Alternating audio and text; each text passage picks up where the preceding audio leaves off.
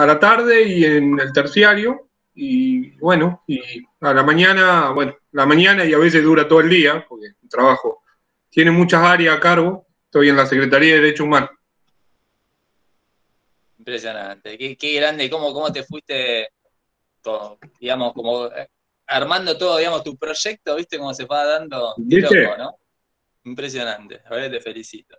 Leonardo, para quienes no lo conocen, además de ser colega nuestro, supo integrar ese corso a contramano que éramos nosotros cuando estaba, digamos, Juan Carlos Cantoni, digamos, al mando. Nosotros éramos una especie de intrépidos historiográficos que nos gustaba mucho acompañar, digamos, el proyecto y la propuesta de Cantoni, y Leonardo estuvo, digamos, ahí como un integrante más de conjunto.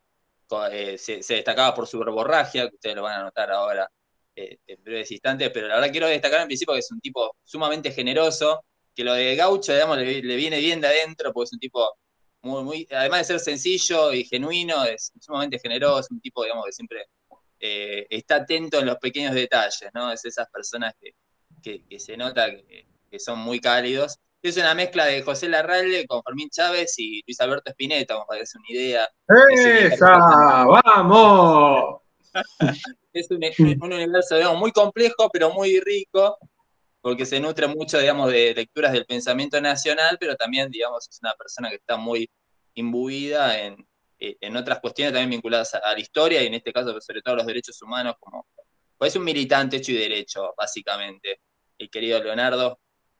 Así que para mí es un gran honor, y para nosotros como equipo, porque aparte lo queremos mucho, es un gran honor que esté acá en esta cátedra, en esta humilde cátedra, para brindar en este caso una introducción a lo que respecta revisionismo forjista. Ya estuvimos viendo, es una larga perorata esto, pero vale la pena incidir y enfatizar esto, digamos que hay muchas variantes dentro de revisionismo, producto de que hay muchas variantes dentro del nacionalismo, ¿no? Esta cuestión que es un carácter polisémico, que ya lo marcamos y lo vamos a volver a remarcar cuantas veces sea necesario.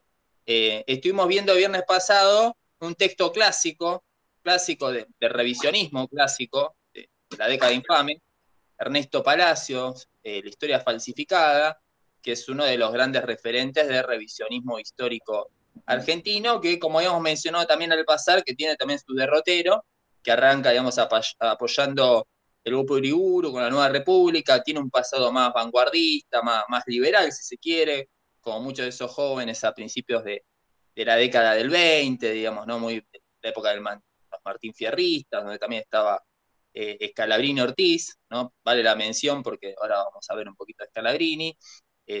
Después va virando en Palacio, ¿no?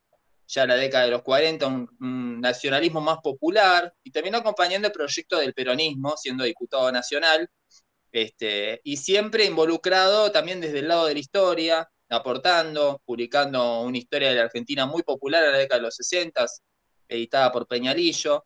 Pero bueno, en esa misma época, en la década infame, promediando la década del 30, había una propuesta alternativa muy marginal en el sentido de que no tuvo capaz una incidencia notable a nivel público, o sea, porque fue una verdadera militancia, si se quiere, de un radicalismo irigoyenista, que era precisamente el radicalismo proscripto dentro de lo que estaba sucediendo en el país.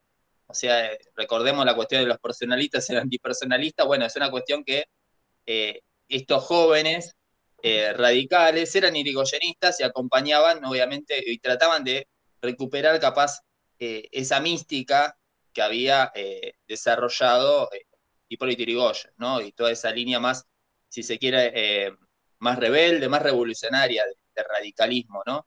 Obviamente nada que ver con lo que se entiende hoy en día por el Partido Radical, que definitivamente no existe, uno no puede ya decir porque están todos dando vueltas por ahí, pululando. Pero bueno, Forja, digamos, fue una experiencia que tiene un proyecto político claro, un proyecto cultural, y precisamente como tiene un proyecto cultural, tiene una propuesta historiográfica, que hay que encontrarla, digamos, a partir de los aportes que hace cada uno de los integrantes de Forja. Esto también como para tener en cuenta que después estos propios integrantes, como fue el caso de Palacio, después cada uno va teniendo su propia trayectoria, algunos van a enfatizar en algunos aspectos, o capaz van a modificar, digamos, su visión de la historia, pero todo siempre desde un nacionalismo revisionista, ¿no es cierto? Pero se va a diferenciar de ese revisionismo más del nacionalismo de los nacionalistas, para mencionar los términos de Fernando Devoto. Así que por eso le hemos dado un fragmento de este texto de Juan Godoy, Da Forja del Nacionalismo Popular, que es un trabajo bien completo, donde desarrolla toda la propuesta de Forja en esa época, porque, bueno, no había una bibliografía específica en detalle sobre, digamos, la experiencia de Forja y de lo que aporta Forja al pensamiento nacional, ¿no? Entonces me pareció interesante ver, digamos, cuál fue la propuesta historiográfica, que está bastante clara acá en Juan Godoy, y después le dimos una pequeña fuente de Scalabrini Ortiz, perteneciente al cuaderno número 1 de Forja, de mayo de 1936, que se llama Política Británica en el Río de la Plata, las dos políticas, la visible y la invisible. Este vendría a ser un pequeño folleto de todos los cuadernos de Forja, que después Scalabrini lo va a desarrollar en amplitud de ese clásico trabajo que se llama precisamente igual, Política Británica en el Río de la Plata, más entrando en 1938-1939. Así, sin más prólogos, le voy a hacer el paso de mando al querido Leonardo. Nuevamente, muchas gracias. Bueno, te vamos a escuchar atentamente, querido. Bueno, gracias, Juli. Saludarlos a todos y agradecerles la invitación. Como dijo Juli, un gran orgullo para mí, una alegría formar parte de esta cátedra, por lo menos por esta clase y en estos minutos.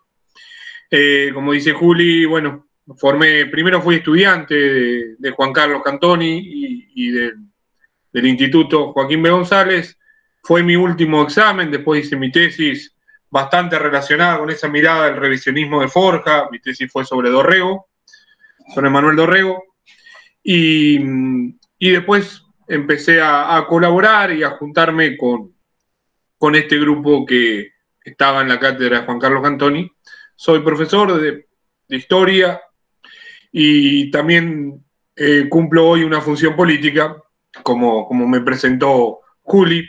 Vivo y estoy saliendo desde Carmen de Areco, provincia de Buenos Aires, por eso me dicen el gaucho, aparte de cómo hablo, que ya sabrán que no puedo disimular de dónde vengo y de dónde nací, y también por mi gusto por el folclore, diría Juli, en esa cuestión de Larralde, por el folclore y por el baile folclórico también. Entonces, bueno, no había mucha salida que el apodo de El Gaucho. En esta idea de, primero, un gran orgullo, no solamente la cátedra, sino el tema que me dijo Juli en su momento por mensaje, y no lo dudé mucho, primero por querer participar, hacerme un lugar a veces en la agenda que no está tan fácil, y segundo por el tema que me tocó en selección, que es Forja, un tema que me apasiona y es el tema que elegí cuando di el coloquio final de la cátedra de Cantoni. O sea, hablé de Forja, por eso ahora estoy volviendo sobre Forja y sobre mi maestro. Cada uno tiene su propio maestro en la historia. El maestro de muchos de nosotros, no mío solo, es Arturo Jaureche, y utilizamos muchas veces la lógica Jaureche para movernos en el mundo, creo. O en el mundo o en esta patria que nos tocó habitar, o en esta patria grande que nos tocó enseñar también y educar. Dicho esto, y con esta larga introducción, vamos a empezar un poquito a hablar de Forja sobre los dos textos que les mandó la cátedra, pero también un poquito en el contexto que se empieza a desarrollar Forja para la Argentina. Si ustedes vieron a Ernesto Palacio y lo vienen trabajando, hay que entender el contexto de la Argentina de 1930, golpe de Estado, y la participación de esos intelectuales que a rigor de verdad pensaban como el pueblo porque eran del pueblo. Son intelectuales que vienen a contradecir esa lógica que plantea cierta academia de esos intelectuales en la Torre de Marfil. Los intelectuales de Forja, que tienen ya una participación en 1930 y que se levantan en contra del golpe de Estado que se le realiza a Irigoyen, esa política que podía tener sus limitantes y que bien plantea Juan Godoy en el trabajo, que ustedes tienen una parte del trabajo, de este trabajo que les mostraba Juli, creo que un libro fundamental y una de las obras de revisionismo de lo mejor que he leído en el último tiempo, y también siempre me gusta meter ahí un paréntesis de anécdota. Cuando fue una de las presentaciones de este libro, fui con Juli a la presentación de este libro a la Universidad de las Madres, me acuerdo de una ponencia de Juan Godoy. Y me parece uno de los trabajos más completos, los últimos trabajos de Forja, y me parece un gran avance en el revisionismo de nuestros días, que también siempre se critica si el revisionismo sigue produciendo.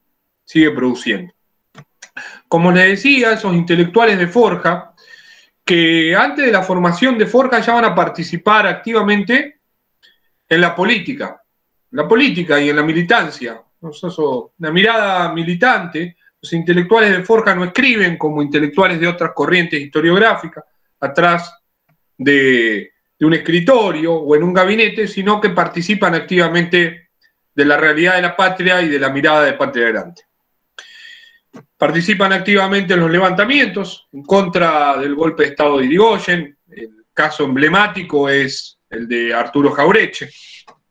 Pero no es el único caso, sino vamos a ver la participación de los diferentes miembros de Forja en esos levantamientos y una posición clara con respecto al golpe de Estado y también con respecto al gobierno de Irigoyen, que, como les plantea Juan Godoy y les plantean otros trabajos de Forja, y también plantea Jauretche en este libro que se llama Forja y la década infame, Forja, que la sigla significa Fuerza de Orientación Radical de la Joven Argentina, plantea algunas limitantes del gobierno de Irigoyen, del final del gobierno de Irigoyen.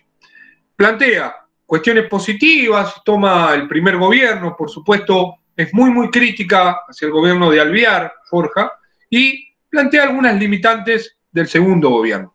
Plantea una participación popular, una ampliación de las clases medias, pero plantea algunas limitantes en la cuestión económica, en cómo el irigoyenismo queda con cierta atadura hacia el sector agrícola ganadero y también una falta de profundidad en algunas de sus políticas, pero plantea las causas del golpe militar como la política petrolera y la participación soberana y la mirada de la Patria Grande que va a desencadenar, conjuntamente con otras variables, el golpe de Estado de 1930.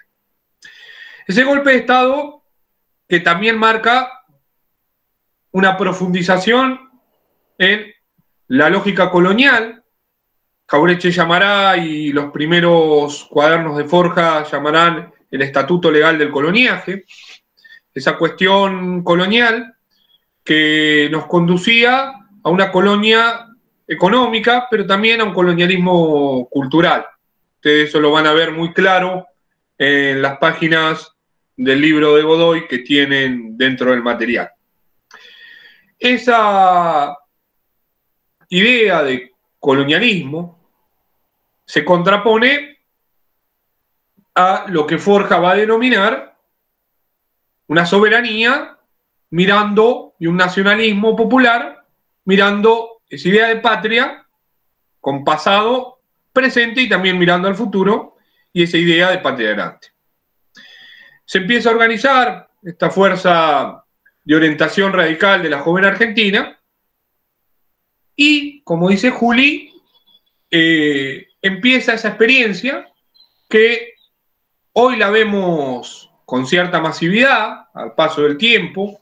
Vemos que algunos de sus miembros, como Scalabrini Ortiz, Arturo Jauretche, Gabriel del Mazo, Dele Piani, Orsi y Homero Mansi, cuentan con gran popularidad. Hoy, si uno nombra a esos autores, todos lo pueden conocer o por sus escritos o en el caso de Homero Mansi, no solamente por sus escritos, sino por su aporte cultural.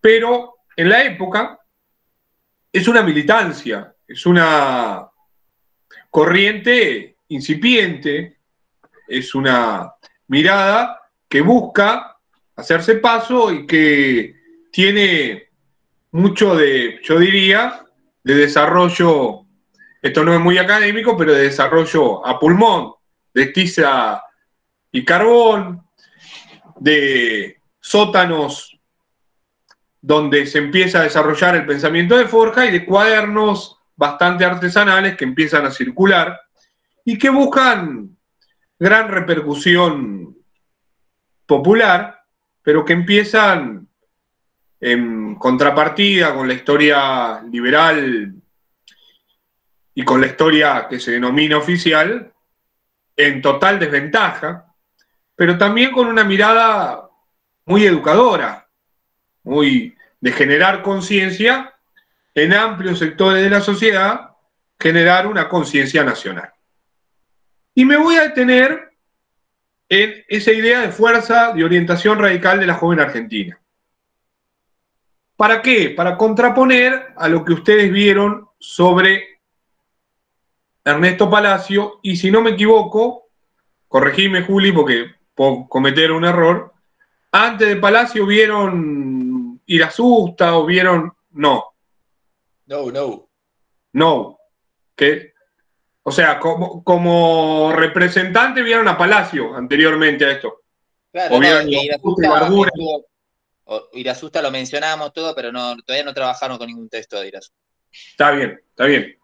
Pero en diferencia a ese revisionismo que contaba, que ustedes vieron en la clase anterior, hay una mirada ahí y una palabra como clave, que está dentro ya de Forja, pero la desarrolla Jauretche, también Scalabrini y cada uno de los miembros de Forja, en esa fuerza de orientación radical de la joven Argentina, en esa mirada que Jauretche sintetiza muy bien entre el nacionalismo reaccionario y el nacionalismo elitista, conservador, y un nacionalismo popular, revolucionario como el de Forja. Dice que hay diferencias entre los nacionalismos y usa una metáfora de vida. Dice que uno es el hijo al lado de la tumba del padre, o sea que es una cuestión de rememorar el pasado, de algo que ya pasó y que anhelamos, pero que ya sucedió, y que se puede sintetizar en esa frase de que todo tiempo pasado fue mejor, o que una Argentina que ya fue, y debemos llorar sobre esa Argentina que ya fue, y el nacionalismo popular y revolucionario de Forja, que es la imagen del padre al lado de la cuna del hijo, y que también está en el texto que ustedes tienen para leer, que es el prólogo del libro, como les decía Juli, de Política Británica en el Río de la Plata, donde Scalabrini dice que América es potencia, América es lo que tenemos pero lo que no para de nacer, América es lo que ideamos, pero que también se puede pensar para la Argentina. En esa mirada de que hay mucho por hacer, que nos debemos a luchas anteriores, pero que hay mucho por hacer y que tanto nuestra patria como el continente, como la patria grande, no debe parar de nacer y es como una gran semilla que debe germinar y debe lograr, ante todo, su misión histórica. Su misión histórica de independencia económica y de grandeza de la nación, pero de esta nación de patria grande. Esa idea queda muy marcada entre un nacionalismo y el otro. Y esa idea también va a ser que Forja vaya acompañando el devenir histórico de lo que está pasando en el país. Vuelvo a repetir, como empezó la clase, los miembros de Forja no escriben pasivamente mientras se desarrolla la política, podríamos decir partidaria, o en este caso autoritaria, del país, la política económica del país y la política cultural del país, para decirlo, política social. La analizan, forman parte y se nutren de lo que está sucediendo. ¿Por qué? Porque ahí está, si quieren, el nudo y el aporte fundamental, uno de los aportes fundamentales de Forja, y la metodología. Ahí está el nudo de esta corriente historiográfica, eso me parece importante, que es cómo lee la realidad Forja o los miembros de Forja. Como decía Julia anteriormente, podríamos dedicar, y esto duraría mucho más, una clase particular a cada uno de los miembros de Forja, que después tuvieron acciones individuales o participaciones políticas, como representante político, digo, como miembros de instituciones estatales, de entes estatales, cada uno, y también tuvieron un gran desarrollo bibliográfico. Pero como conjunto, uno de los aportes fundamentales de Forja es leer la realidad bajo una matriz de pensamiento nacional y latinoamericano. No desdeñando, esto siempre fue un gran debate de los que tuvo Jauretche en espacio televisivo, en espacio radiales y también en sus libros. Ustedes sabrán que Arturo Jauretche es un gran polemista y que en un momento los medios de comunicación lo buscaban porque la verdad que no era de quedarse callado, de hecho tuvo hasta enfrentamiento armado en sus diferentes polémicas, digo. En esta lógica, que Jauretche explicaba claramente en sus polémicas, decía, nosotros no desdeñamos las ideas extranjeras, pero ninguna de las ideas europeizantes pueden explicar la realidad de nuestra patria y de la patria grande. Debemos entender y debemos mirar con ojos propios. Y ahí les voy a poner dos anécdotas que siempre salían y que creo que nos pueden servir mucho a la hora de pararnos dentro de una clase. Yo siempre que me toca hablar de Jauretche, como les dije, yo soy profesor también a nivel terciario, hoy estoy dando clases en el profesorado de Geografía, de Historia, y cuando me toca dar, y en otro profesorado de Historia de la Educación, cuando me toca dar Civilización o Barbarie, Facundo, o Manual de Sonceras Argentina, me paro en dos anécdotas que creo que pueden servir mucho para el aula. Una tiene que ver con la mirada que tenía Arturo Jauretche sobre el espacio y sobre el mapa, sobre la representación cartográfica del planiferio o del mapa y el rol o el espacio donde se lo ubicaba la Argentina en ese planiferio. Esto fue uno de los cursos que brindó Arturo Jauretche y explicó esta idea de cómo nos vemos nosotros, cómo deberíamos colocar el mapa para vernos, ver el mundo desde los ojos de la Argentina. Ver algo tan fundamental que hoy se habla en los medios y hace años, pero que también creo que es una de las cuestiones para entender la política, hasta la política nacional, que es la geopolítica, política internacional. Para eso tenemos que saber qué papel en el concierto del mundo ocupa la Argentina. Eso es uno. Nosotros, ustedes ya sabrán, por otra materia, que nos basamos entre otras cosas, entramos a una escuela, agarramos un planiferio subimos, nos ponemos a dar clase y lo que vamos a encontrar es a Mercator con su representación y vamos a encontrar cómo los países más poderosos ocupan un lugar central y están ampliados en su territorio con respecto al resto. Y cuando los pibes compran el mapa también van a encontrar la misma representación. Entonces me parece, trabajando en la lógica del tiempo y el espacio, que debemos problematizar esas cuestiones y que el maestro Arturo Jauretche nos dio una clase específica sobre eso, sobre el mapa y sobre la representación del espacio.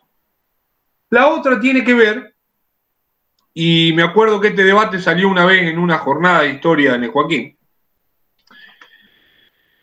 con los diseños curriculares o sobre lo que se enseña en el aula.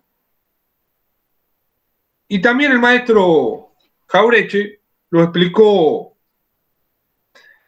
en sus libros y decía, a nosotros se nos enseñaba el lejano oeste, se nos enseñaban latitudes extranjeras o exóticas, y no se nos enseñaban en su Lincoln natal qué pueblos originarios habían vivido, qué flora y qué fauna era del lugar. Bueno, a veces cuando uno ve diseños curriculares, hasta de la provincia de Buenos Aires, yo hablo con mayor conocimiento de la provincia de Buenos Aires, ve que escapan a la realidad, hoy, escapan a la realidad y al contexto de cada una de las localidades de la provincia de Buenos Aires. O sea, por fuera de la lógica por donde se mueven los pibes y las pibas de nuestras ciudades, no solo de una ciudad pequeña como Carmen de Areco, que es donde me desempeño yo, sino del resto de las localidades. Bueno, en esa lógica, que fíjense que si continúa hasta el día de hoy, Forja viene a brindar una mirada fundamental que también ustedes tienen en el texto, que era esa idea de desaprender lo que aprendimos. Eso también es una gran frase que surge en Forja, es decir, bueno, ¿qué aprendimos? Aprendimos una historia, ustedes vieron a Palacio, vieron historia falsificada, aprendimos una historia de mitos, diría Scalabrini, aprendimos una historia que se fue amoldando a la dominación y que fue legitimando desde el principio. Muy bueno, estaba leyendo ahí, yo soy medio desastre para dos cosas a la vez ahí. Dice, Scalabrini va a decir que la ignorancia, dice Matías, Scalabrini va a decir que la ignorancia del país fue organizada con una magnífica sabiduría. Sí, totalmente. Totalmente. Bueno, muy bien, totalmente. Y como fue organizada, vamos a seguir desde lo que decía Matías. Como la ignorancia fue organizada con una magnífica sabiduría, no se debe a la falta de intencionalidad. La intencionalidad estaba, como les decía anteriormente. La intencionalidad buscaba legitimar la dominación. ¿Cuál dominación? Económica, cultural y política. ¿Y cuál dominación? La británica. ¿Cuál dominación? La británica.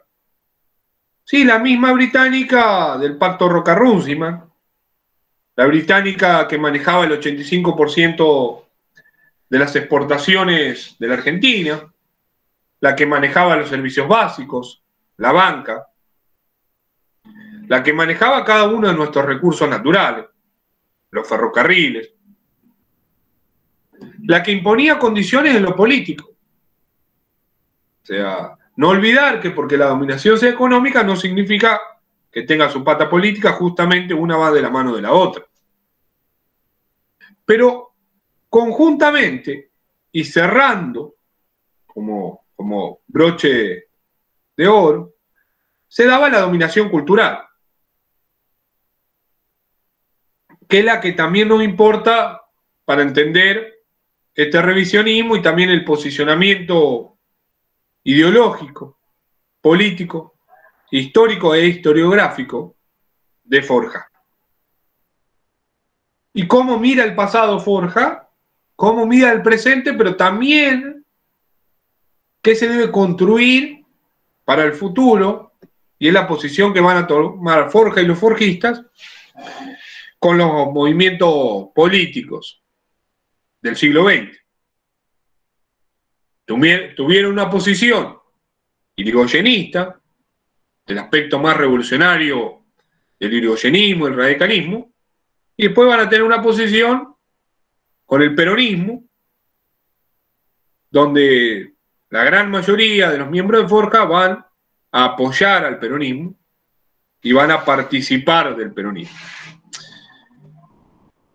En esta lógica cultural se da un ida y vuelta con el pasado. Se da una lectura revisionista del pasado, como dijimos, pero no es un revisionismo nacionalista que añora el pasado, sino es un revisionismo donde conversan las luchas del pasado que están atadas a las luchas del contexto histórico donde escriben los forjistas. Donde los levantamientos de los caudillos, por citar donde las montoneras se hacen presente en el movimiento obrero, como reserva moral ante la década infame. Como espacio de organización y de síntesis de ese pueblo organizado y digno que espera, casi como si uno leyera, y acá no puedo salir de mi apodo, como si uno leyera el Martín Fierro, en esa lógica de Hernández casi profética, donde espera un liderazgo que venga a mandar y que venga a darle dignidad a los olvidados de la historia y a los que no tienen voz. En esa década infame, donde lo que pinta de cuerpo entero, acuérdense siempre, entre otras cosas, podríamos hablar largo y tendido de eso, es una canción que creo que todos sabemos, por lo menos entera o por parte, que es Cambalache de Discépolo. O sea, creo que es la mejor radiografía, no la única. En esa cuestión donde parece que todo es lo mismo y donde parece que la gran depresión no es una sola depresión económica, sino es una depresión colectiva y también individual, donde se dan grandes altas tasas de suicidio. En esa idea, Forja plantea una esperanza, fíjense, en un terreno totalmente hostil, pero dice, nos precedieron grandes luchas emancipadoras. Y ahí ustedes van a leer a Scalabrini en el prólogo que tienen, y bueno, habla de la independencia y dice, bueno, ¿qué independencia? Y también van a leer a autores como Orsi, autores como el mismo Jaureche, donde dicen, bueno, pues también nos precedieron una visión latinoamericana como la de San Martín, pero una visión de soberanía de las Fuerzas Armadas. Porque ahí también hay una diferencia entre un nacionalismo elitista y reaccionario y un nacionalismo revolucionario y popular. Forja no tiene una visión negativa de las Fuerzas Armadas y del Ejército.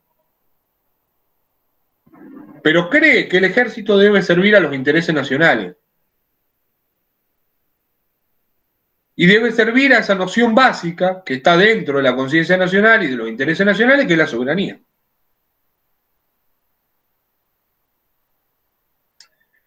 Eso lo va a diferenciar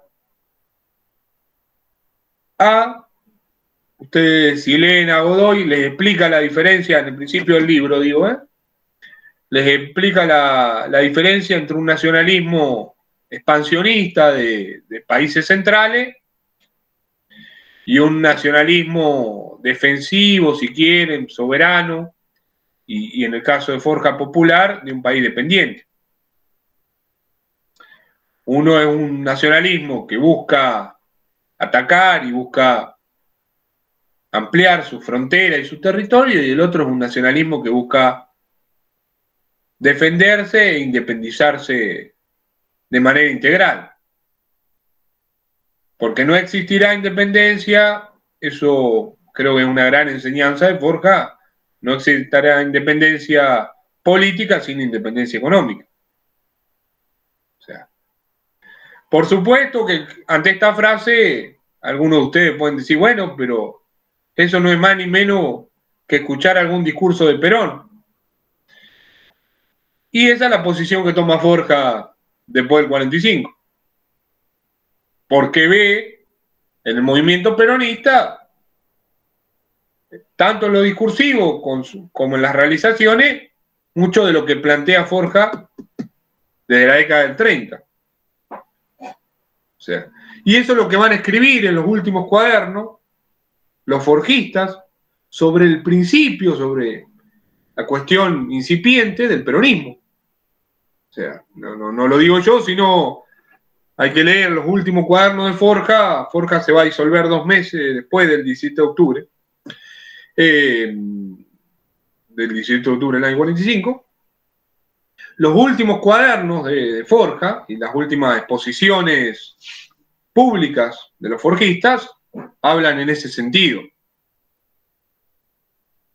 Una cuestión también que me pesa ahí, me tira mi cuestión provinciana y federal.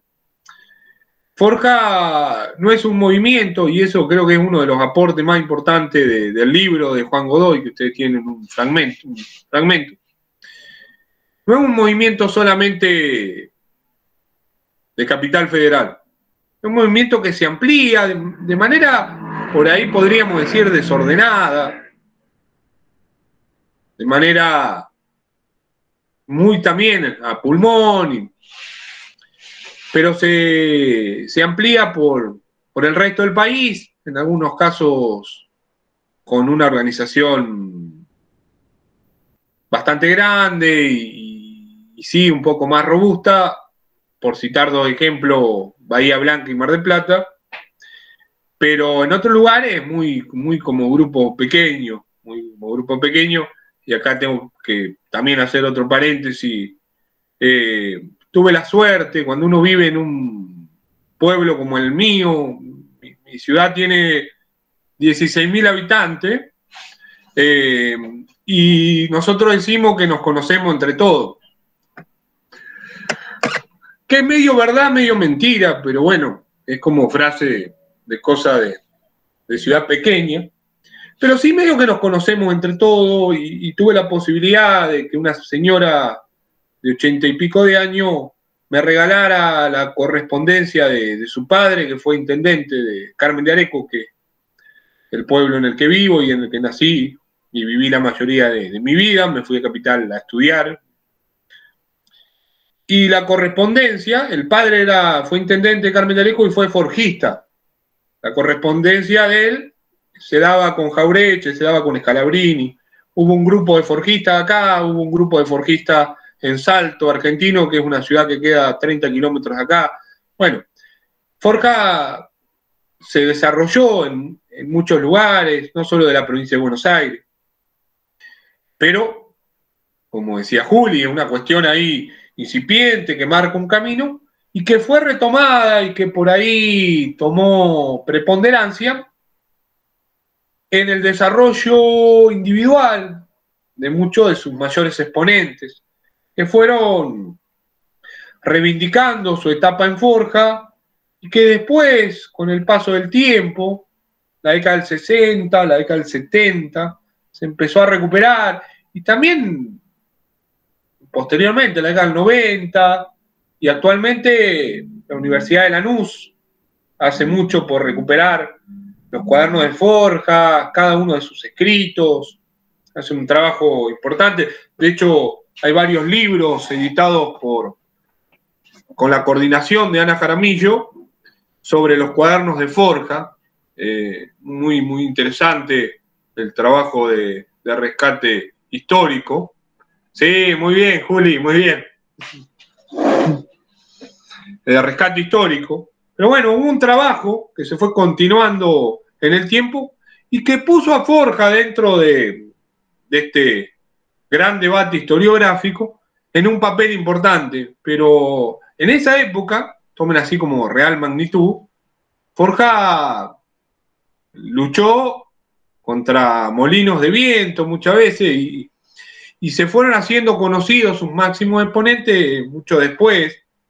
Cada uno escribió diferentes cuestiones y aportó activamente al desarrollo político, historiográfico y también cultural de la patria. Y ahí también me quiero detener, porque cuando uno nombra a los exponentes de Forja, si habla de lo cultural, se detiene inexorablemente en Homero Mansi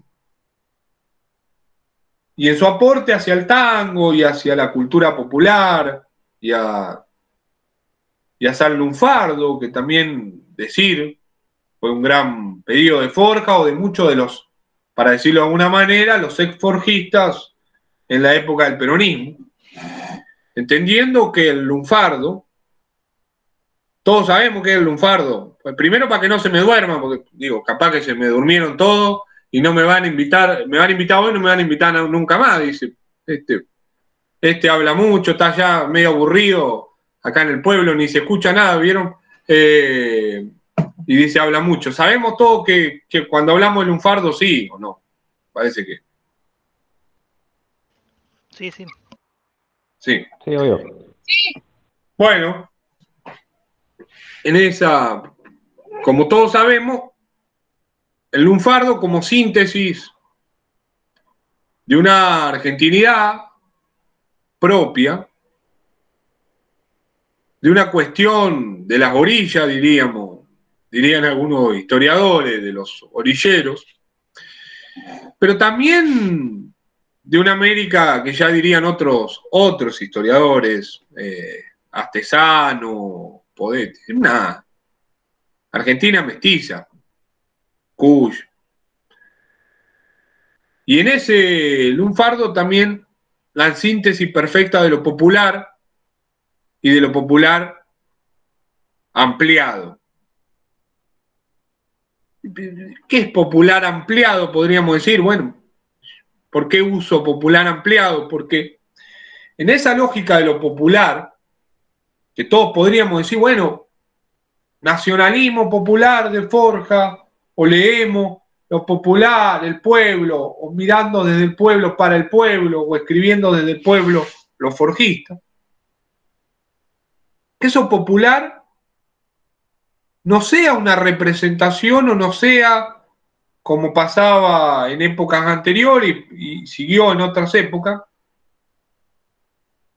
erigirse en la representación del pueblo a través de la palabra popular o a través de algún escrito. Que eso también dice Forja y eso le critica a Forja al mitromarxismo. Dice, bueno, la izquierda se esgrime en representante del pueblo, pero elige por regímenes políticos que van en contra de los intereses del pueblo y de la nación.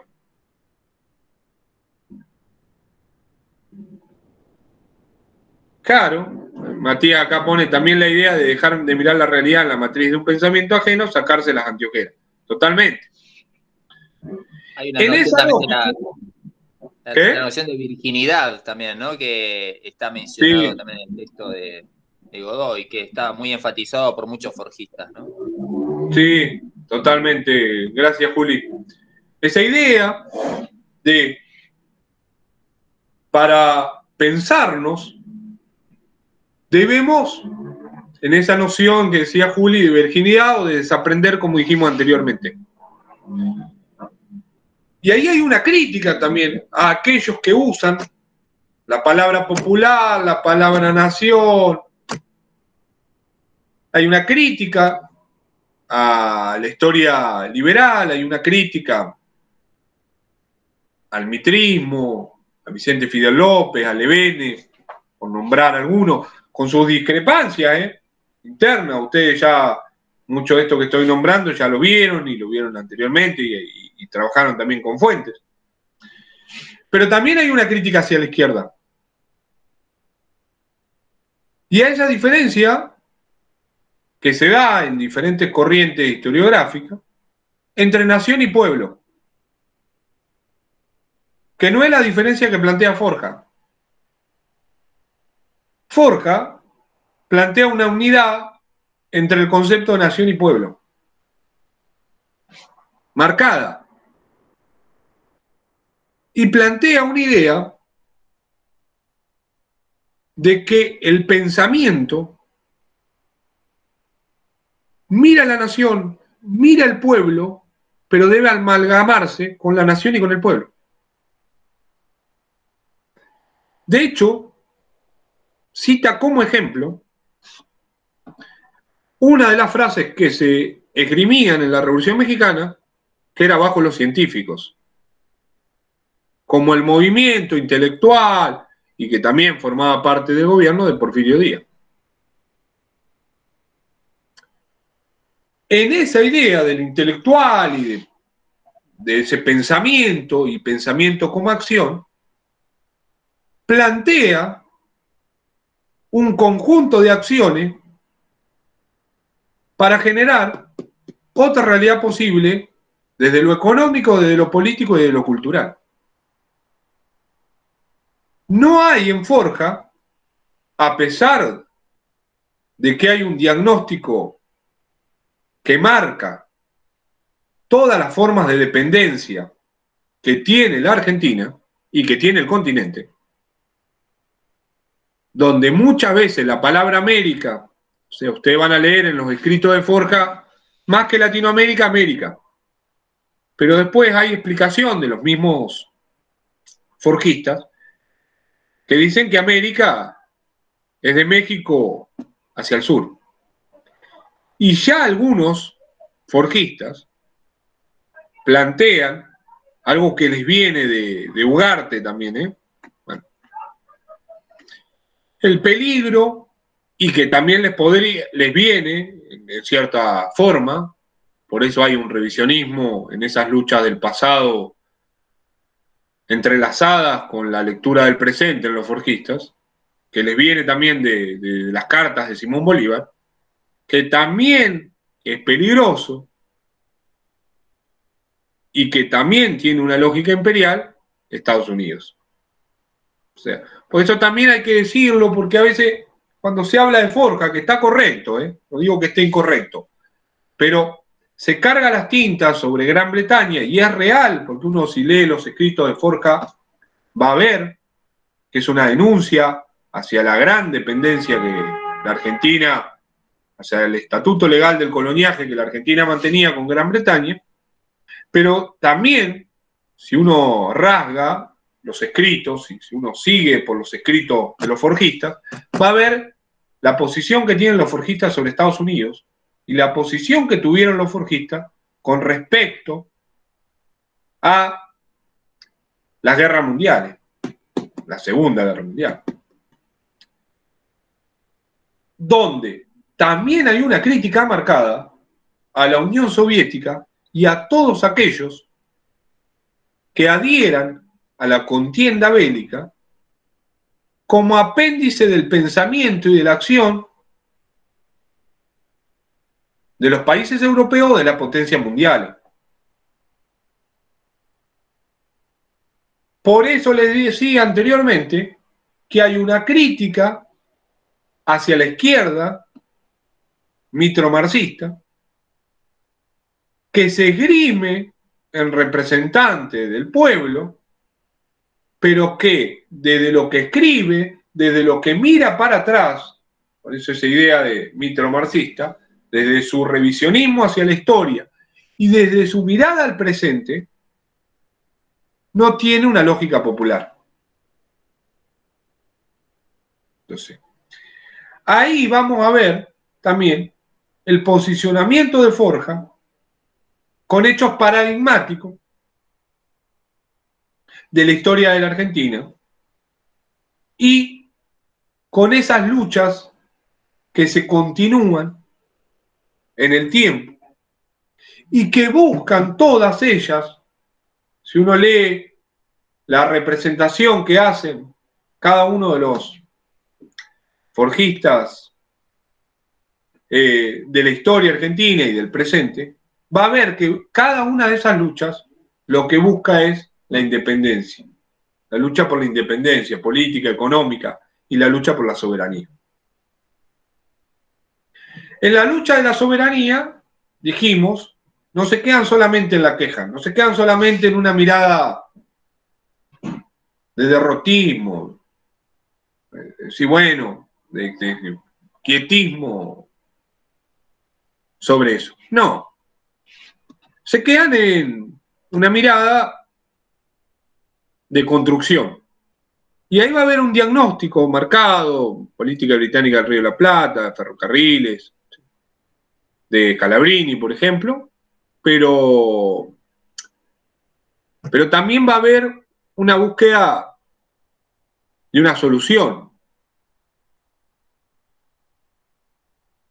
Ante todo, una independencia económica en el manejo de nuestros recursos estratégicos. Ahí va a estar la mirada justamente de Scalabrini en cuanto a los ferrocarriles, en cuanto a los servicios públicos, en cuanto a la banca. No olviden la dependencia y la creación del Banco Central en esa época bajo dominio de la oligarquía y de los intereses británicos. Y los escritos de Forja van a hablar de lo que generaba o de lo que le generaría al país dominar esos recursos estratégicos. Recursos naturales también, que significaba tener dominio sobre los hidrocarburos, tener dominio sobre el metal, sobre la industria pesada.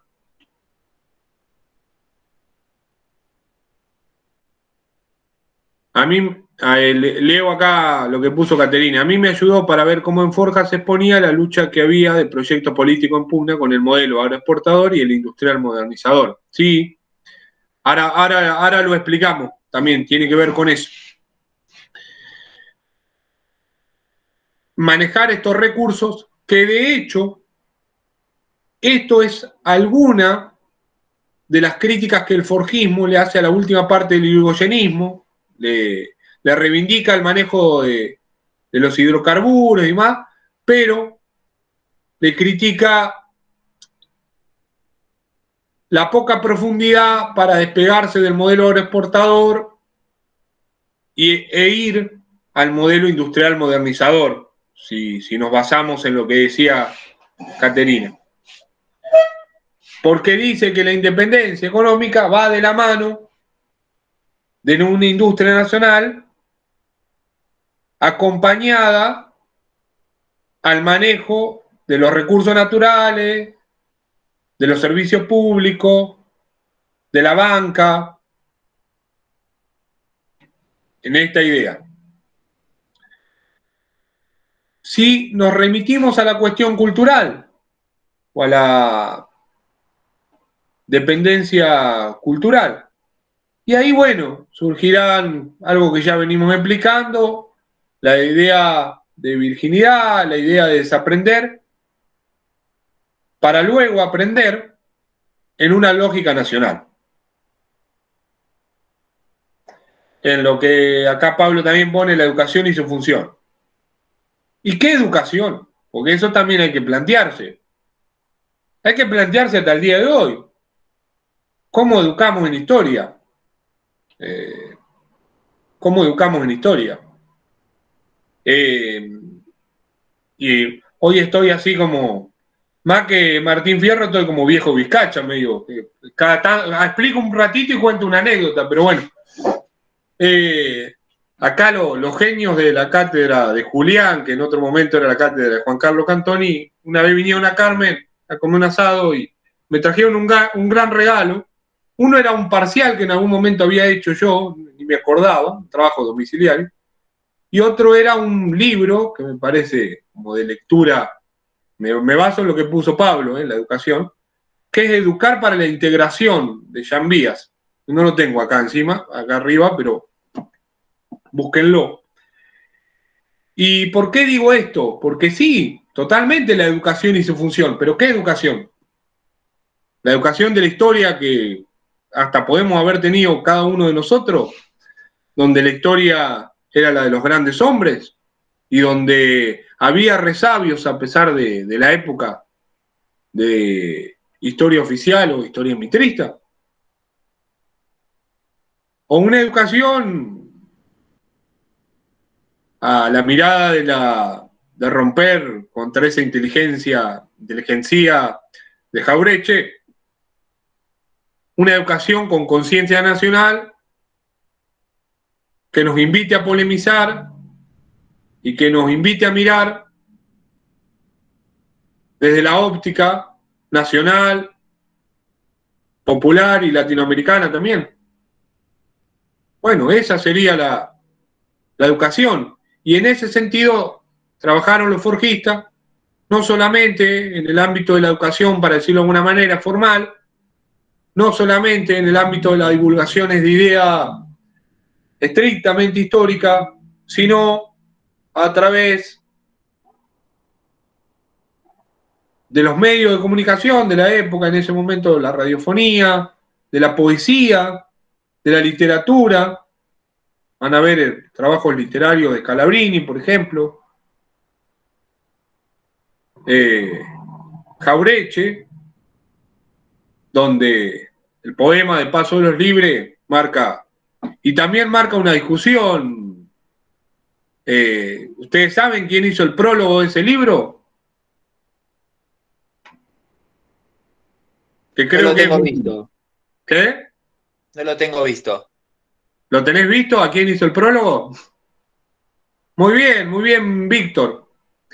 Borges hizo el prólogo de ese libro, o uno de los prólogos de ese libro, de una de las ediciones. Y hay hoy un debate, ahí ayúdame, Juli, un debate, sí. Todavía no tuve la posibilidad de leerlo, un debate sí, ¿no? De Iciar. Sí, sí.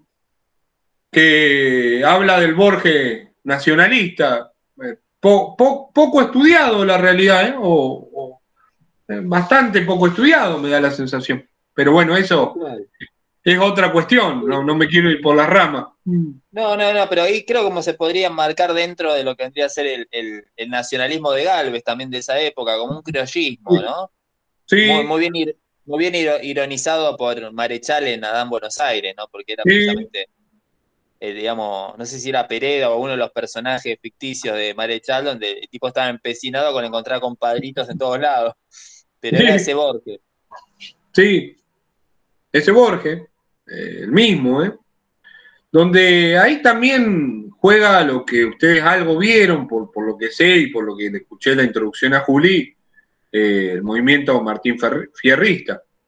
Entonces, esa idea también de lo nacional que está encontrando,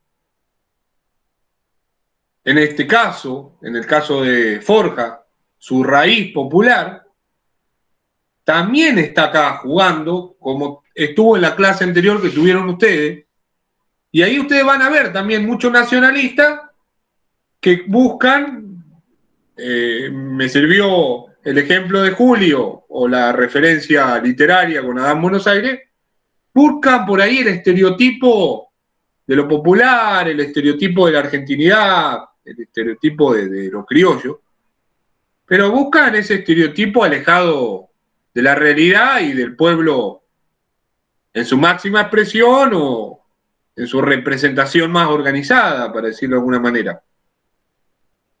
De hecho, en un libro que también recomiendo, hoy estoy así entre anécdota y vendedor de editorial, parezco más que un profesor.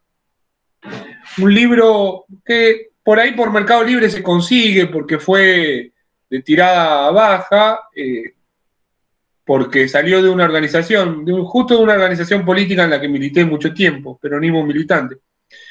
17 de octubre se llama, de Baschetti, y son un conjunto, una compilación de escritos sobre el 17 de octubre, justamente, editorial Capiangos. Y ahí van a ver que muchos de estos nacionalistas, que no eran los nacionalistas de Forja, van a tener una visión horrorizada del 17 de octubre. ¿Y por qué les digo esto? Y decir, bueno, primero para darle como luego después la continuidad con los temas que van a seguir viendo y con el contexto que van a seguir viendo. Y después para marcarle justamente, como en síntesis visual y lo que fueron escribiendo, la diferencia entre un nacionalismo y el otro. Van a ver casi horrorizados el 17 de octubre porque el arquetipo y el estereotipo de lo que creían popular y de lo que creían nacional y criollo no se amoldó a lo que sí vieron en las calles el 17 de octubre. Eso fue diferente a lo que escribieron plumas como la de Scalabrini, como la de Jauretche, como la de Mansi, luego el 17 de octubre, donde vieron la realización de ese pueblo y lo que hablábamos antes, cómo ese pueblo se amalgamó con la nación. Y cómo ese ideario, o sea, si claramente podemos caracterizar de alguna manera a Jauretche o a los escritos del primer Jauretche, vamos a ver ahí una continuidad con la lógica de Hernández, de José Hernández. Cómo ese liderazgo que se esperaba, casi profético, casi de esperanza, se da en el general Perón. Y en ese sentido, Forja va a plegarse a lo que posteriormente se llamaría, pero les puede servir como modelo, al segundo movimiento histórico, luego del irigoyenismo. Entonces, esa idea deja de manifiesto cómo lo político, lo cultural y lo económico no son cuestiones ajenas para Forja. Y con esto les voy a terminar, primero porque se me van a dormir ahí, porque bueno, con una frase que es de Scalabrini y que creo que cierra muy bien esta idea de Forja y el consejo de un viejo vizcacha acá a lo lejos, de seguir leyendo a Forja, tratar de llevarla al aula, eso también no olvidarme de decir, a palabras de Jauretche, no lo voy a citar textual, pero vamos a parafrasear al maestro, dice que cuando un economista escribe difíciles para que nadie lo entienda y para terminar metiéndolo la mano en el bolsillo, lo parafraseo bastante lo gaucho como soy yo. Entonces, se trata de eso. Los forjistas escriben en una prosa de muy fácil lectura y creo que puede ser una gran herramienta pedagógica para cada uno de ustedes. Sé que algunos de ustedes ya están dando clase, llevar al aula a cada uno de los forjistas. O sea, no solamente a aquellos que hoy nombré más, que por ahí son los que siempre nos trae Forja, sino, por ejemplo, a un Gabriel del Mazo, donde le va a explicar con total exactitud el nacimiento de la Unión Cívica y la Unión Cívica Radical, los levantamientos, las revoluciones de Parque y los gobiernos radicales, por ejemplo. O sea, y ahí ese posicionamiento. No solamente eso, pero digo, como para tenerlo en la herramienta y no morir en el manual, que a veces nos lleva también a lugares difíciles, hay manuales y manuales, y no tampoco morir en la fuente tradicional que esconde mucho de historia liberal, maquillada. Y le cierro con esta frase que también está en el texto de Godoy, pero es una frase de Scalabrini y está en, que creo que también es una gran enseñanza de los forjistas. En un ambiente hostil como la década infame y en una actitud militante y de mucha humildad y de pelea cotidiana para propagar las ideas del pensamiento nacional. Que dice, luchar es en cierta manera sinónimo de vivir. Se lucha con la gleba para extraer un puñado de trigo. Se lucha con el mar para transportar de un extremo al otro del planeta mercaderías y ansiedades. Se lucha con la pluma. Se lucha con la espada y el fusil. El que no lucha se estanca, como el agua. El que se estanca se pudre. Estamos aquí bajo el nivel de la tierra, como una semilla. Eso creo que es lo fundamental. Me parece que tenemos que tomar eso de los forjistas, dar la disputa ideológica, historiográfica, creer que nada está perdido y a veces, en pleno siglo XXI, donde la dependencia toma otras caretas y otras formas, entender que hay una potencia en la nación y una potencia en la patria grande que no nos debe hacer mirar solamente para atrás, para añorarla, sino que nos debe hacer construir para adelante, en que el continente está llamado a cumplir de una vez por todas, si somos forjistas, su verdadera misión histórica. Y ahí, por hoy, ya estaría.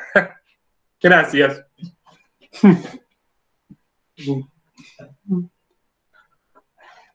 Impresionante, querido. Y abierto a preguntas, a dudas, opiniones o a tomatazos a lo lejos, De ninguna manera. ¿Hay algunas preguntas ahí para hacerle a Leonardo?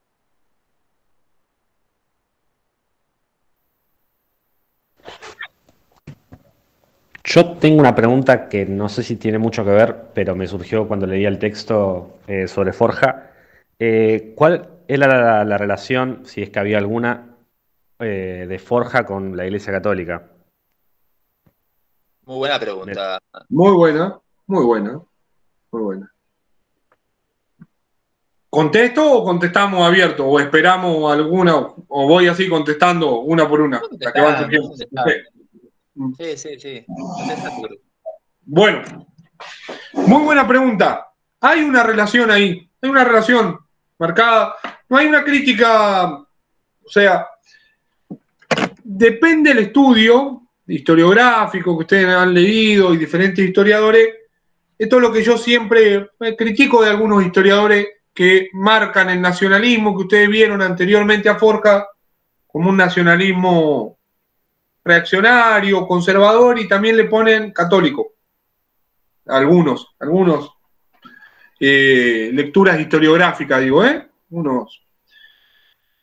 Yo siempre soy bastante crítico con eso, les aviso, y ahora va la respuesta, pero soy bastante crítico porque creo, no creo que esa caracterización esté mal, pero sí creo que creer que Forja tiene una relación despegada de la Iglesia Católica no se ajusta a lo que fue la realidad. O sea, Forja no tiene una crítica marcada, o sea, para decirlo de alguna manera, no tiene una posición de ateísmo y de crítica marcada hacia la Iglesia Católica. O sea, creer eso, y a veces no es que se dice, pero como que se da a entender que uno es un nacionalismo católico y que el otro es un nacionalismo popular sin relación con la Iglesia Católica, por eso destaco la pregunta. Popular no puede ser católico también. Claro, claro, por eso destaco la pregunta. Y si uno lee los escritos de los forjistas, va a ver que su relación con la Iglesia Católica, similar a la relación que Forja mantiene con las Fuerzas Armadas o con el Ejército, es una relación de lectura de lo popular. ¿Y por qué digo de lectura de lo popular? ¿Qué se reivindica de la Iglesia Católica? Las expresiones populares. La mirada popular de la Iglesia Católica. A lo largo de la historia, desde, si quieren, el Virreinato del Río de la Plata. Y entonces van a ver, ahí en diferentes escritos, que lo que se reivindica de la Iglesia Católica es su lógica popular y también cómo en una herencia hispanoamericana, y ahí no hay una lógica que haga tanto ruido como plantean otros. Como se plantean otros autores. Con una herencia que nos viene, lo religioso se relaciona fuertemente con lo popular. Esa dice la identidad de lo religioso en lo popular, que Jauretche va a marcar en uno de sus libros con Facundo Quiroga como emblema de esa relación entre lo religioso y lo popular, por citar un hecho histórico, y en esta relación de lo que les dije, la lucha del pasado relacionada con el presente que leen los forjistas, el presente que están contextualizando los forjistas. Entonces, la relación de Forja con la Iglesia Católica es una relación de mirada hacia lo popular y de crítica hacia la Iglesia Católica que va a apoyar regímenes antipopulares y que va a tener una mirada más elitista, que es la misma crítica que le hace a las Fuerzas Armadas. En eso hay una coherencia marcada de Forja, también con la Iglesia Católica. No sé si Juli, no sé, yo contesto aparte, así, pero por ahí. No, pero está perfecto el énfasis que está marcando, porque aparte hay que diferenciar, como bien decís, la institución en sí misma con respecto, a las prácticas religiosas, teniendo en cuenta que el catolicismo forma parte también de la idiosincrasia nacional. Entonces también va a ir una constante dentro del revisionismo que se va a desarrollar a posteriori o en simultáneo con este aporte forjista, donde capaz no hay un énfasis dentro de los aportes históricos propiamente. No, totalmente. Pero sí, digamos, hay una descripción y hay una relación y hay un vínculo. De hecho, para dar una mención, uno de los forjistas, García Mellid, después se orienta incluso un nacionalismo más católico, más ortodoxo, ¿no? Que no deja de ser popular en todo caso, pero digamos una cuestión más. Aparte de otra cuestión que hay que tener en cuenta, donde está muy fuerte, muy, muy en boga, como para poder diferenciar los distintos tipos de catolicismo, está muy fuerte el neotomismo, ¿no? Dentro de unas corrientes nacionalistas católicas mucho más conservadoras dentro de esa concepción neotomista, digamos, que es una cuestión más preconciliar incluso, ¿no? Donde tiene, digamos, una base más medieval dentro de la concepción de lo que es la sociedad. Entonces hay distintas características, ¿no? Entonces hay que tener en cuenta esas particularidades que están muy bien acá mencionado por el amigo. Teniendo en cuenta aparte el gran peso del catolicismo también dentro de la escena pública, teniendo en cuenta lo popular que era, lo popular y la gran convocatoria que tenían los cursos de cultura católica en este momento, en sintonía con Forja, este primer congreso, ¿no? Creo que es 1934, ¿no? Entonces casi simultáneo. Entonces, digamos, hay muchos eventos donde marcan a las claras un gran peso y una gran incidencia del catolicismo en disputa también de sentido. Sí, acá Matías en el chat, digo, pone además en un marco de estado ausente en los años 30, imagino que la iglesia suplía funciones sociales en los barrios. Claro.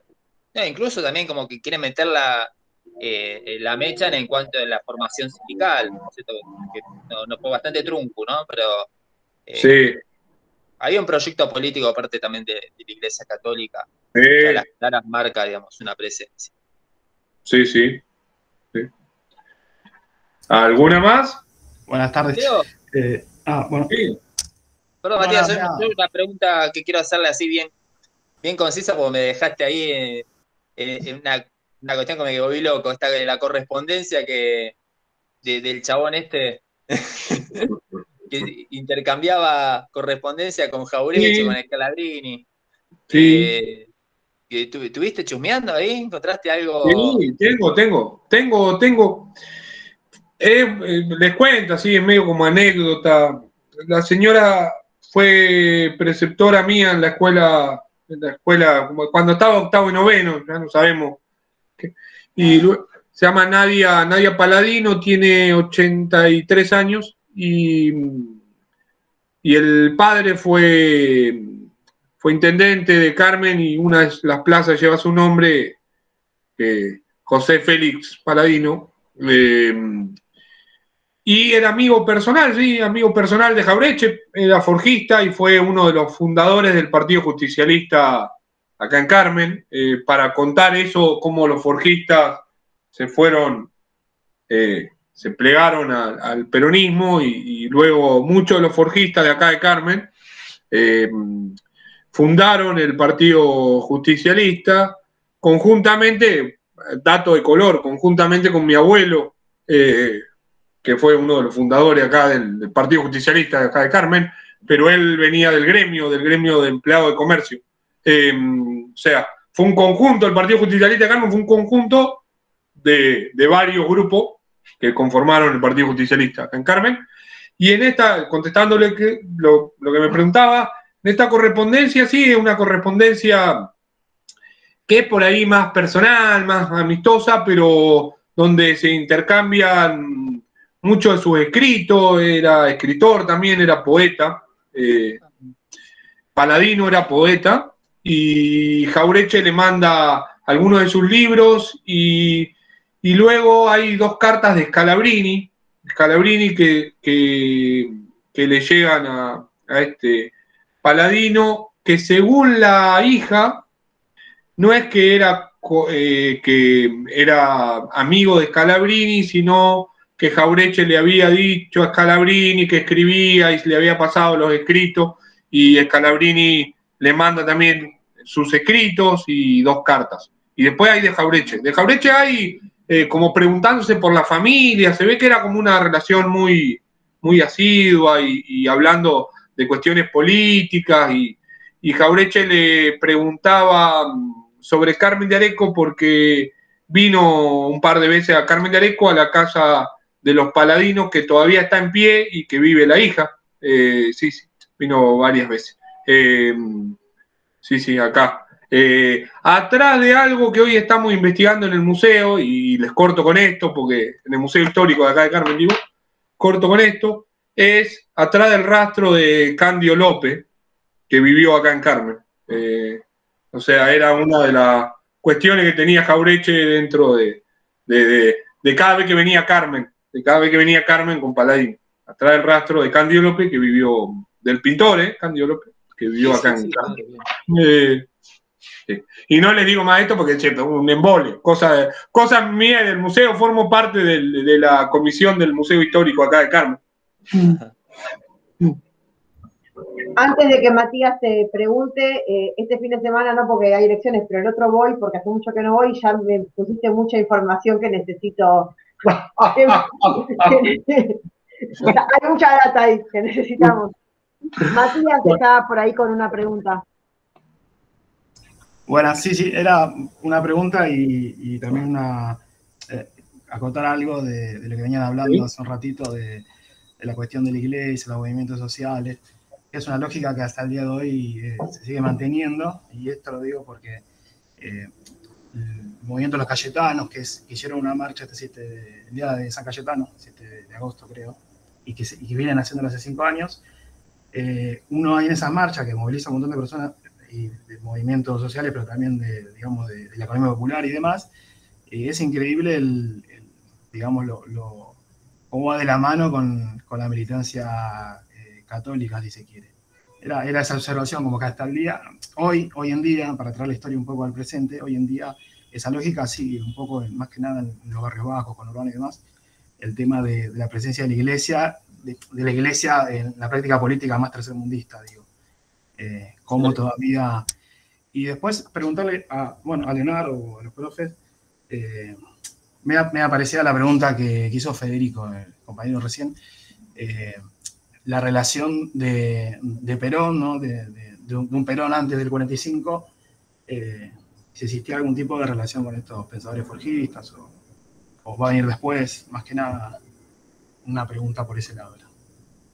Antes de que te conteste Leo, primero ya que mencionaste a San Cayetano, Leo se llama Leonardo Cayetano y nació el día de San Cayetano, así que estás dando con la persona indicada. Estoy pensando, hace un rato hablábamos de Grabois, ¿no? Un poco en sintonía de lo que viene hablando Mati con la relación entre la política y... Sí. Claro, es uno de los integrantes de este movimiento de los Cayetanos, la CETEP y la UTEP. Sí, sí. Imaginarán que si me llamo Cayetano, tengo una visión sobre la Iglesia Católica que es totalmente popular. O sea, mi nombre no me lo puse yo, pero me lo puso una familia que piensa en ese sentido, digo, pero no solamente porque nací el 7 de agosto. Sí, sí, totalmente.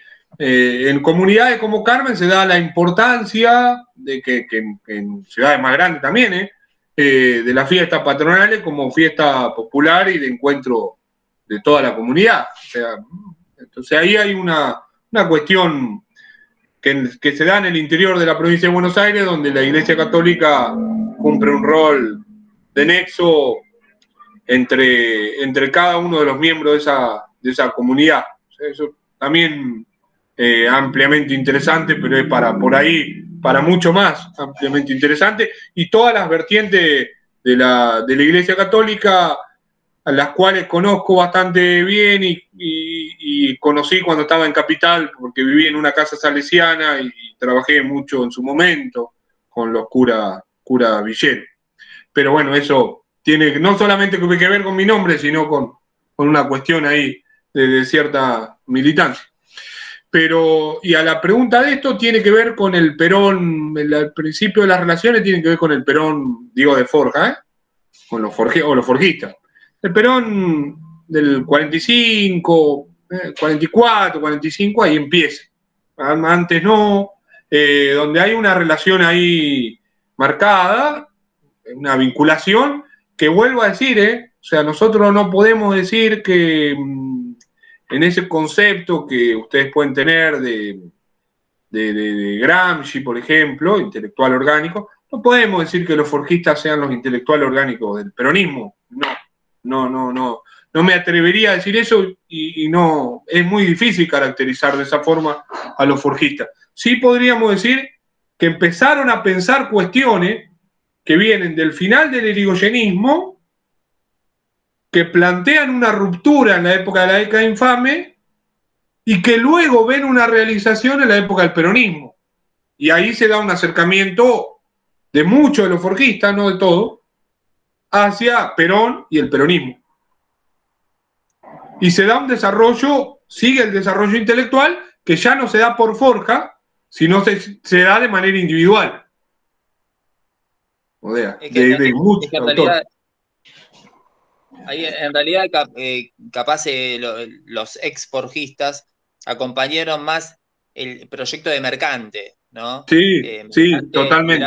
Muy bien, eso no lo dije. Sí. Como el corazón de Domingo Mercante, el corazón de Perón, ¿no? Era precisamente gobernador de la provincia de Buenos Aires. De hecho, Jaureche, que toma, digamos, un cargo público en el Banco Provincia, otros forjistas también participan del proyecto de Mercante, y todos sabemos que el proyecto Mercante, digamos, tiene corta vida, ¿no? Porque se cree, digamos, entra en disputa con el propio Perón. Entonces, como que la incidencia de Forja en sí misma dentro del proyecto del gobierno justicialista incide más en Mercante, de manera más indirecta en Perón, digamos, pero Perón, digamos, como que tiene una relación un tanto dificultosa, si se quiere, con los dos exponentes del forjismo, que es Scalabrini y Jauretche, ¿no?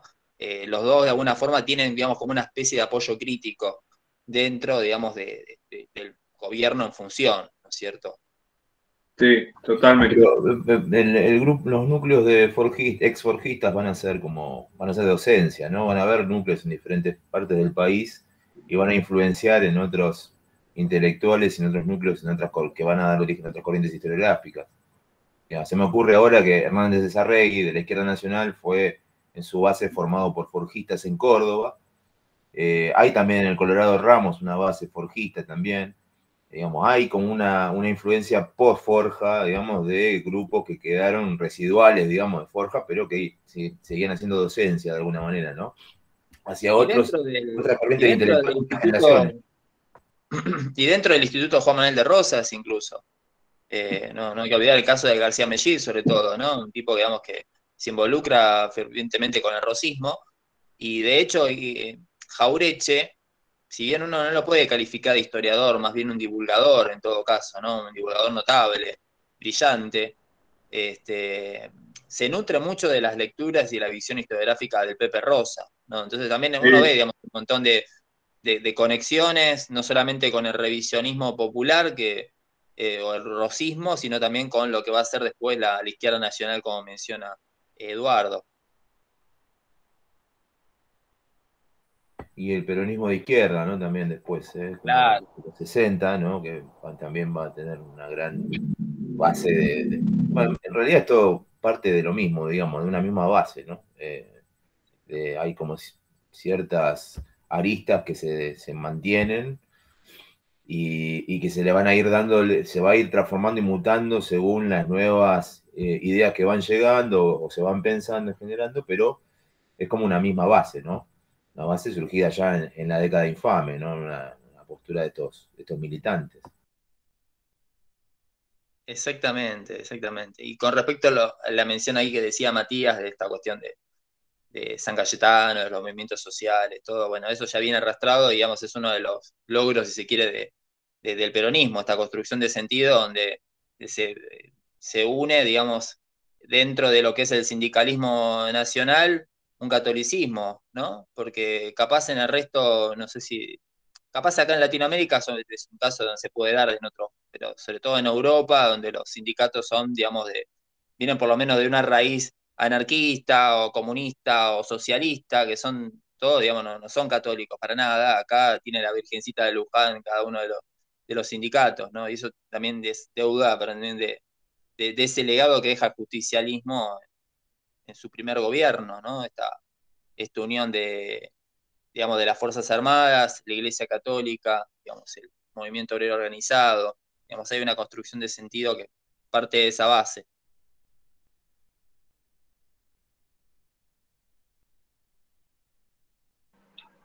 ¿Alguno más? Yo tengo una pregunta. Va, más que nada una duda. Quería preguntar si ¿dónde pone sus ojos el forjismo? ¿En la sociedad bonaerense? ¿En la construcción de lo popular? No, me atrevería a decirte que no. No, porque tiene una visión totalmente nacional, por ahí uno comete a veces el error por el desarrollo más incipiente o que también luego se consolidó algo, para decirlo siempre, del forjismo, y bueno, nombra Capital Federal, pero nombra también yo les nombré a Mar del Plata y a Bahía Blanca. El texto de Forja, de Juan Godoy sobre Forja, habla de diferentes lugares de la Argentina.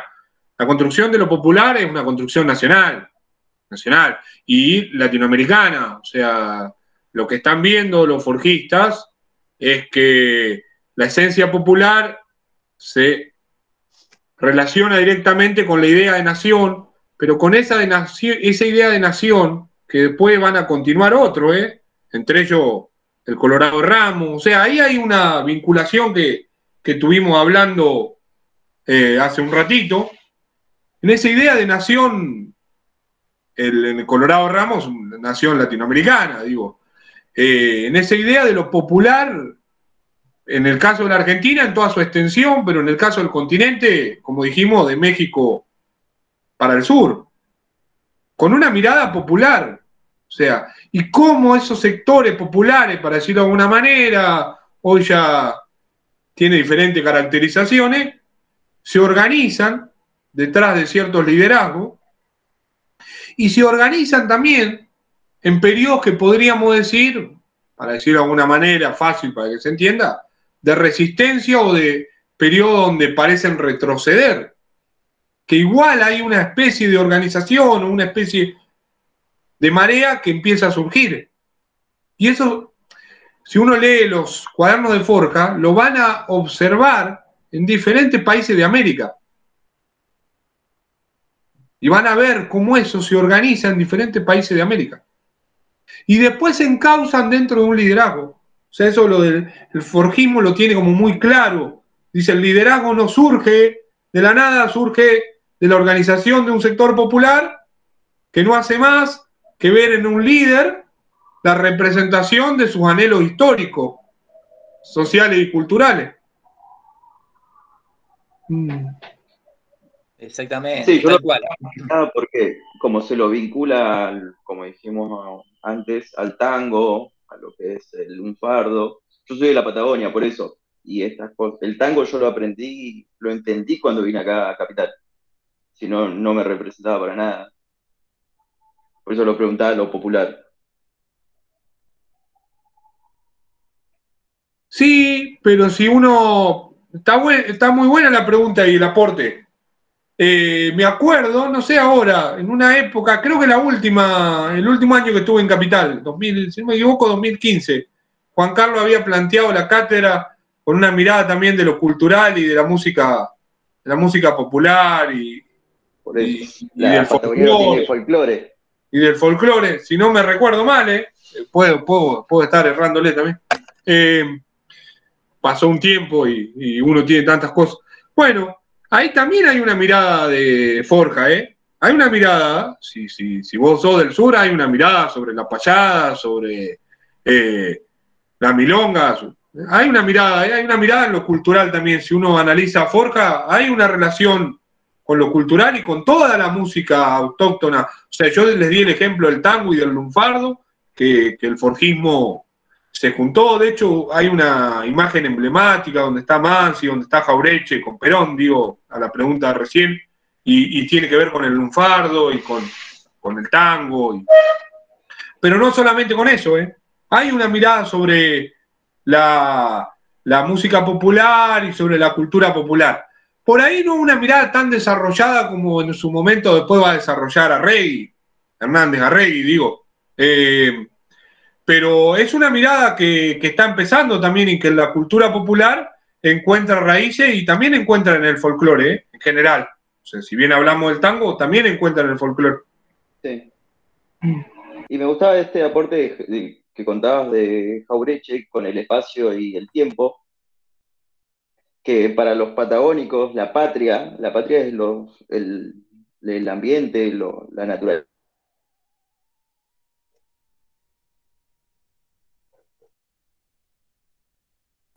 Se le cortó. Está en la Patagonia, pero no se cortó. ¿Se cortó? Sí. En la Ahora Patagonia escuchamos. está que con la naturaleza. Que lo que decía, los patagónicos se sienten, la patria para ellos es más que nada los recursos naturales, el ambiente, el paisaje, y no está tan vinculado tanto a la bandera, al himno. Desde ese lado lo veía.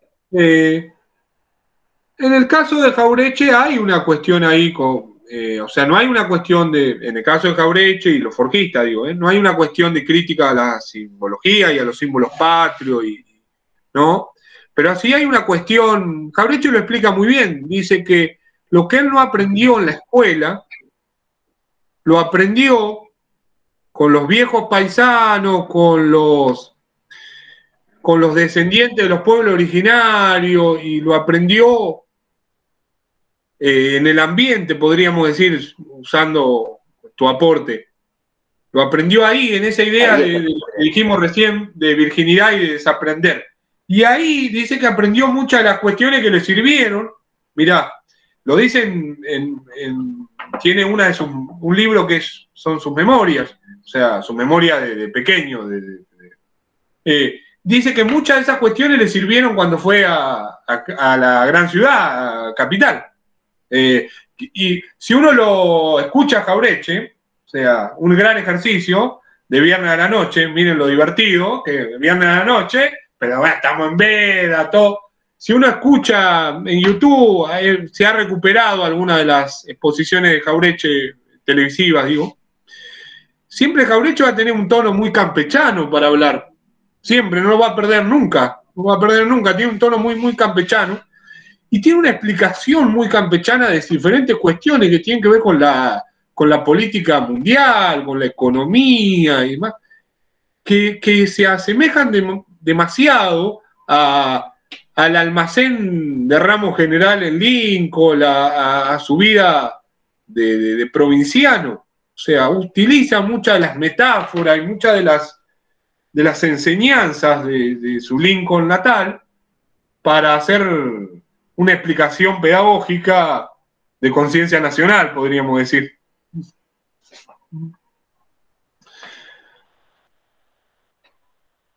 Bueno, muchas gracias. Muy bueno la clase.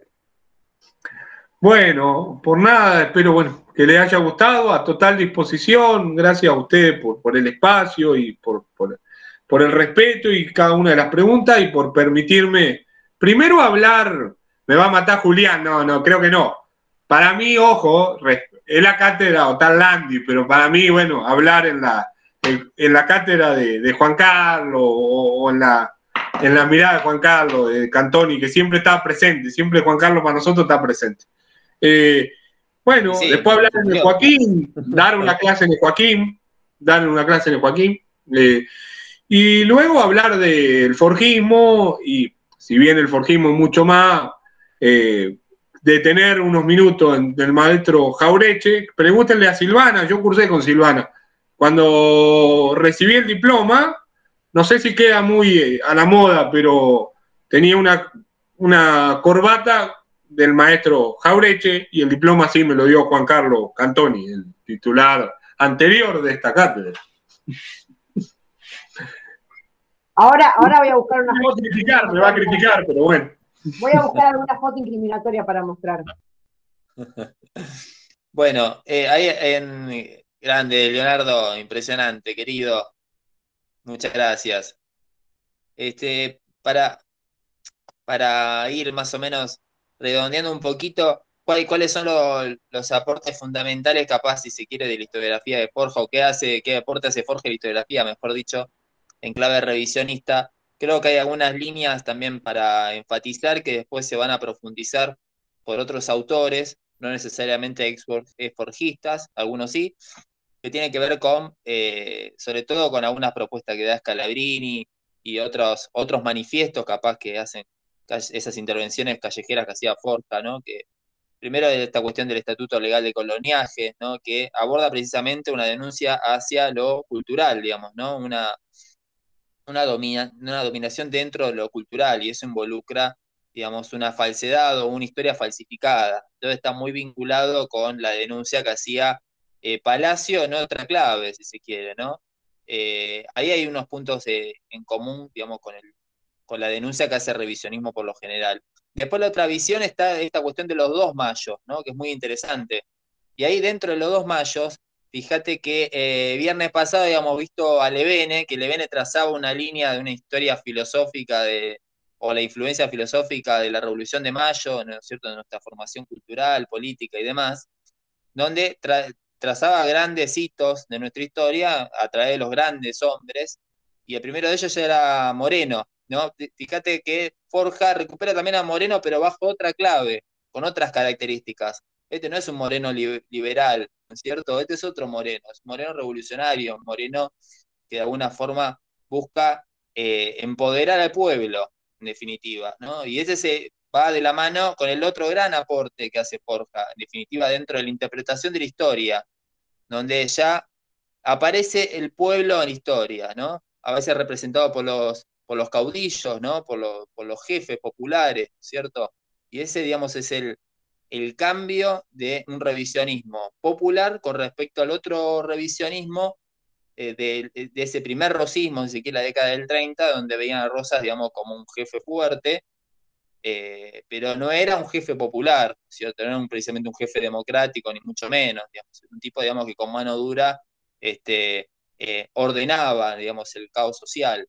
En cambio, acá, digamos, ese representante es el espíritu del pueblo, en definitiva, ¿no? Estos caudillos. Y esto es lo que va a enfatizar Forja y que va a ser recuperado a posteriori en el primer gobierno de Juan Domingo Perón, ¿no es cierto? Donde va a haber muchos trabajos y abordajes historiográficos, donde se va a pronunciar este perfil revisionista, que va a coincidir precisamente con esos revisionistas que apoyan el gobierno justicialista, ¿no? Y después, obviamente, se va a hacer, eh, se va a constituir, digamos, como un sentido común dentro de la sociedad en la década de los 60, donde ya, digamos, va a haber, digamos, una nueva lectura de revisionismo donde va a estar muy de la mano con el legado, con lo que dejó el proyecto trunco, si se quiere, de lo que había sido el peronismo, porque trunco porque fue interrumpido por un golpe de Estado en el 55, a eso me refiero, obviamente. El peso del cambio cultural, político y social que había generado, no fue posible erradicar, mal que le pese a la oligarquía y a los sectores del establishment que pensando que con un golpe iban a dar por tierra todo ese proyecto. Así que bueno, como que hay distintos ítems a tener en cuenta dentro del aporte que hace Forja a la historiografía. No sé si hay un comentario, pregunta o algo para Leo. Si no, ya ahí le doy el aviso parroquial de la propuesta a continuar con esta cátedra. ¿No? Hay silencio y hay